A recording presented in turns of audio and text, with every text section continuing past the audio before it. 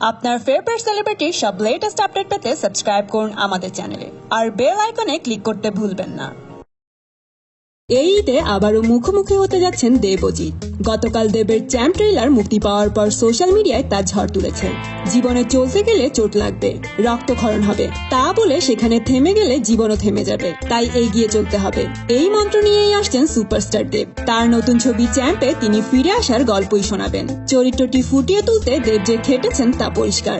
Boxer চরিত্রে তার পেশিবহুল চেহারার নকশাও পাল্টে ফেলেছেন, শুধুমাত্র চরিত্রকে বিশ্বাসযোগ্য করে তোলার জন্য। আর কিছুদিন আগেই বস 2 ছবির ট্রেলারে একই রকম এক নবসূর্যের সাক্ষী হয়েছেন জিৎ অনুরাগীরা। প্রকাশ্যে আসার সাথে সাথে ইউটিউবে ঝড়ের মাত্রায় ছেয়ে গিয়েছিল ট্রেলারটি। বস 2 ছবিতে জিৎকে দেখা যাবে তার নিজেরই তৈরি করা রাজত্বের এক যোগ্য শাসক রূপে। তার কাছে স্বপ্ন পূরণ করাটাই শুধু লক্ষ্য নয়, বরং লক্ষ্য পূরণ করাটাই স্বপ্ন হওয়া উচিত। তো বন্ধুরা, বস 2 না চ্যাম্প, কোন মুভি ট্রেলার আপনার বেশি পছন্দ হয়েছে আর কোন মুভিটি বাজিমাত করবে এই ঈদে? কমেন্ট করে জানিয়ে দিন আপনার মতামত।